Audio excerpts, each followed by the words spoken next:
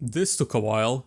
Elden Ring's DLC added a lot of new weapons and Messmer, and he has quickly become one of my favorite bosses in Elden Ring.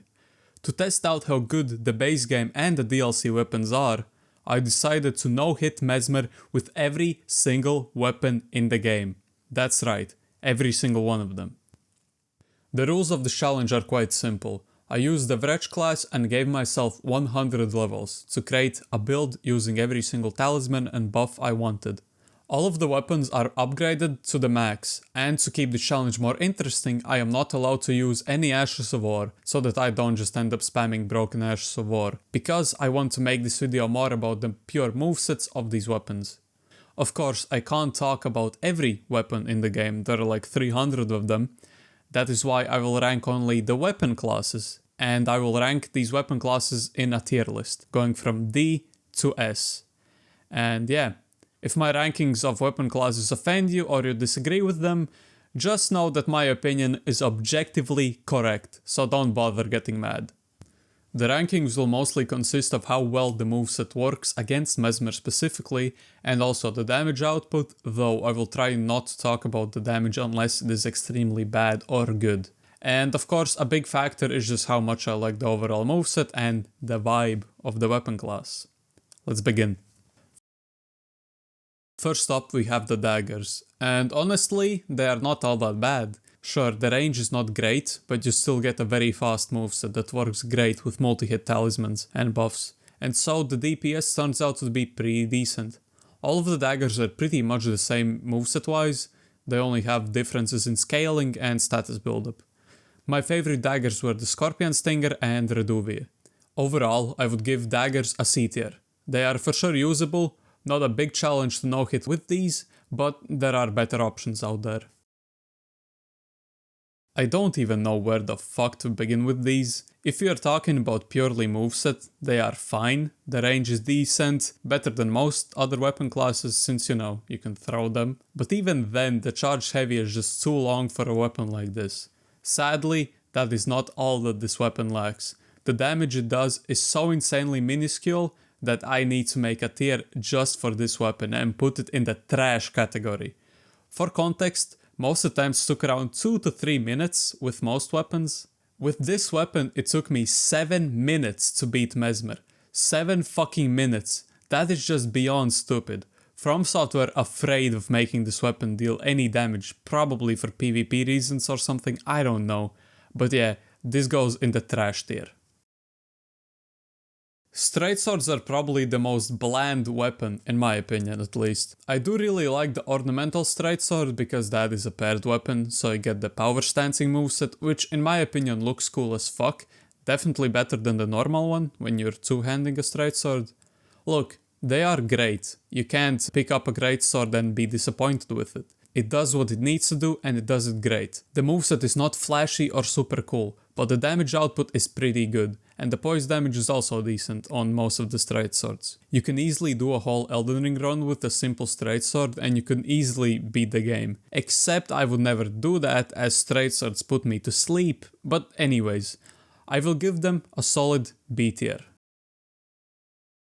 The light greatswords were added in the DLC and there are only 3 light greatswords in this weapon class. One of those being a paired weapon, that is of course Relana's Twinblades. And I personally like the Milady and Ledos sword way more, because power stancing light greatsword is actually pretty bad, because they consume a lot of stamina and the moves are longer. You kinda get locked into some animations and stuff like that. That is why I don't like the Relana's Twinblades that much. But the rest of them are good. B tier. The moveset of the Claymore and the Sword of Damnation is easily the best, because you get the poking heavy attack, which is just amazing because of the range. Though Messmer is actually weaker to slash damage than pierce damage, so slashing attacks are actually better, but the thrusting attacks just have a better range most of the time, and that is why I like them. This weapon class also has some of the most known weapons in Elden Ring, like the Blasphemous Blade and Darkmoon Greatsword. Both of those usually get carried by their Ashes of War, but even without them you can get good damage. Overall, this weapon class is very good. Has a lot of options, but doesn't quite make it to the very top. A tier. I feel like Souls players either love or hate Colossal Swords, and if you are one of those that hate them, then fuck you. They do it all. The crouching and rolling attack is a thrusting poke, which in this fight is pretty important in the second phase, when he finishes a combo and leaps away to do his weird snake spinning thrust. So an attack that covers a lot of distance after a roll will always be great in this fight. A lot of them also get poking heavy attacks like the Zweihander and the Fire Knight's Greatsword, but even other ones have a pretty good heavy attack. The only ones I dislike are all of the Radahn's swords, because all of them are paired and the moveset has a pretty bad range for a colossal weapon. You can make it work, but I for sure wouldn't pick them usually. I think I can safely put the Colossal Swords in an S tier. Thrusting swords are just awesome. They are fun, they have fast movesets, which works great with multi-hit buffs, and they have good range. The only downside to them is that they don't deal that much posture damage, which is not really needed, but yeah.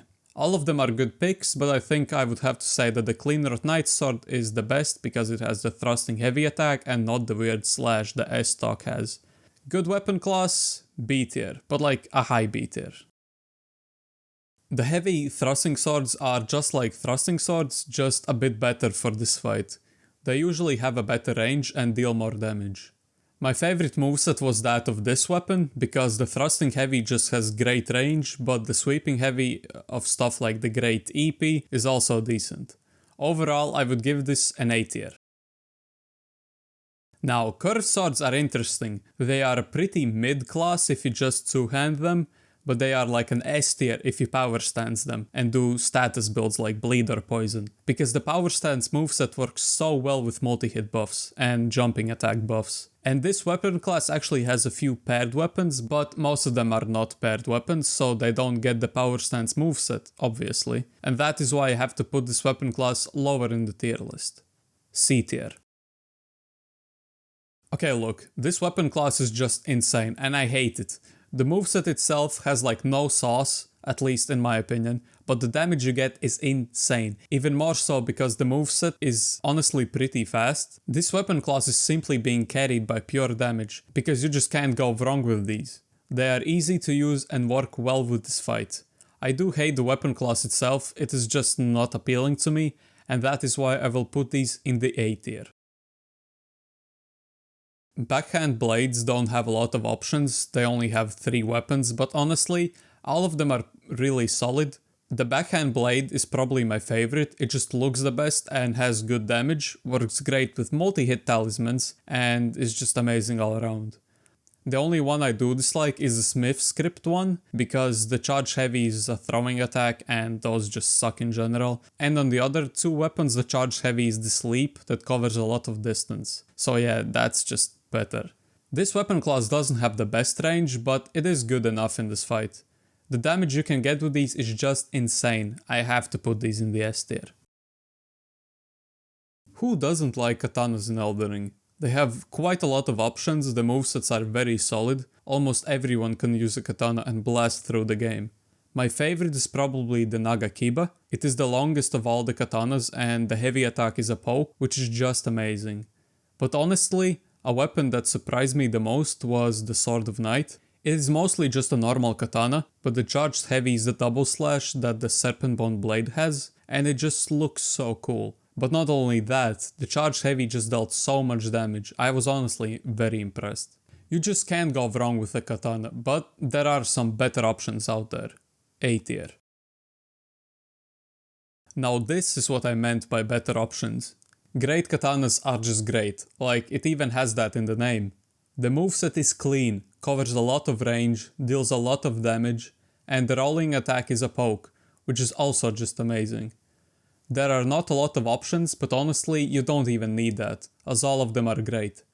The only one that is a bit different is Rakshasa's Great Katana, because it has a thrusting attack as a heavy and not a slash, and I actually do like the slash heavy attack more for this fight, but either way, both of them are great. I would honestly put the Great Katanas in a tier above S, like an S+, but the lack of options would be a bad thing for some people, so I am just gonna put it in S tier. Twinblades are another weapon class that is better when power stanced, but honestly, it shocked me how good they were when just two-handing them. Yes, the charge heavy is long, but at least it does a lot of damage, and I think it is pretty safe to use it in certain instances in this fight. That being said, the charge heavy in Eleonora's Pole Blade is so long it is actually unusable in this fight, it legit just sucks. My favorite was probably Gargoyle's Twinblade. It has the best moveset and just deals a lot of damage. A tier. Axes have a lot of options and the movesets are pretty diverse. There is a paired weapon, that being the Death Knight's twin axes, and it is very good. Some axes are sharp on both sides and those have different light attacks than those that are sharp on only one side. There are also cleavers that also have a unique moveset, but they are like, I don't know, I don't like them that much. Overall, axes are definitely usable, however they don't do anything fancy or better than other weapon classes. C tier. Greataxes are just like axes, just better. The best moveset's probably on the Crescent Moon Axe and the Death Knight's Long Haft Axe. That charge heavy attack is just so sexy and clean, and it does a lot of damage. The rest of the Greataxes are also pretty good.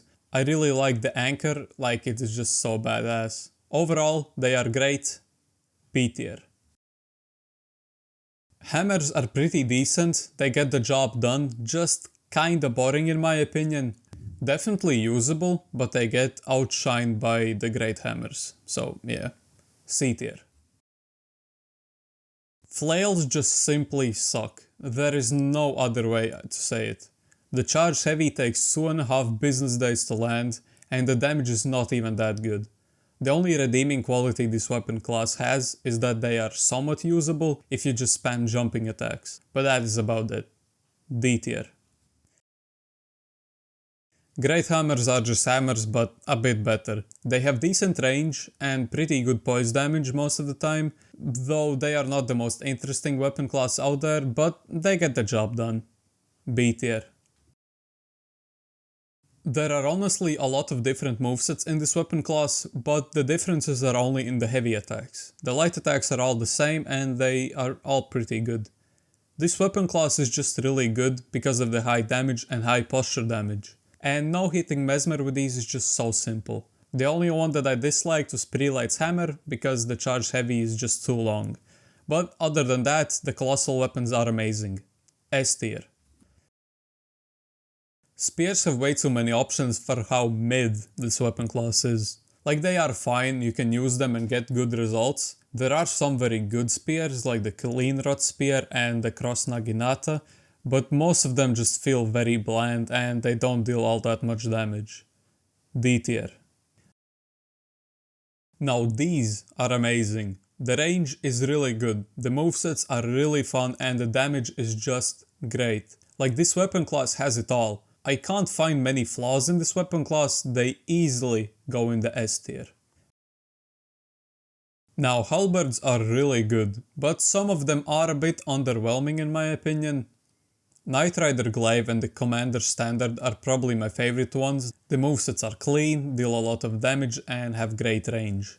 You just can't go wrong with a Halberd, but some of them are pretty mid. B tier. Scythes look super cool and they are not really bad, but the moveset does seem a bit slow for how much damage they deal.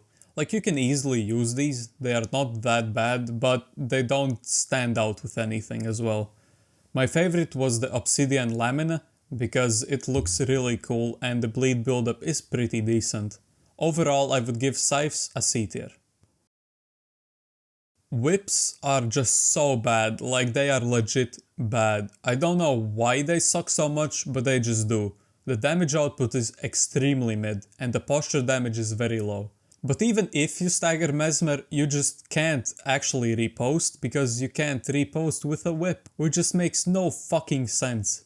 The only redeeming quality they have is that the range is pretty good and most of the whips have some status buildup, so they are not completely trash. Either way, never use these. D tier. Now some of you might be surprised by the tier I am about to give these, so let me just say this. Yes, the Iron Balls and the Star Fists are S tier weapons, no doubt about that. There is a reason I use the Star Fists in this video that you see on the screen. That being said, the rest of the fists are not that great. The iron balls and starfish deal enough damage, and the charge heavy is fast enough that I don't even think about the range of the attacks that much. But on the rest of the fist weapons, I definitely can't overlook the short range of these weapons. That is why I will give the fists a solid A tier.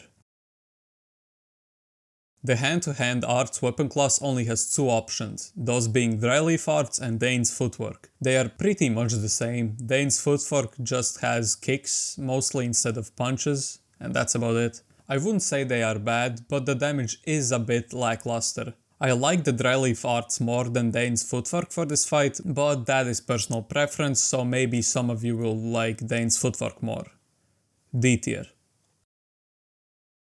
I mean, what do I even have to say? The claws are just a perfect weapon for this fight, because Messmer is weak to slashing damage. All of the claws are a great pick, but my favorites are Raptor's Talons and Claws of Night.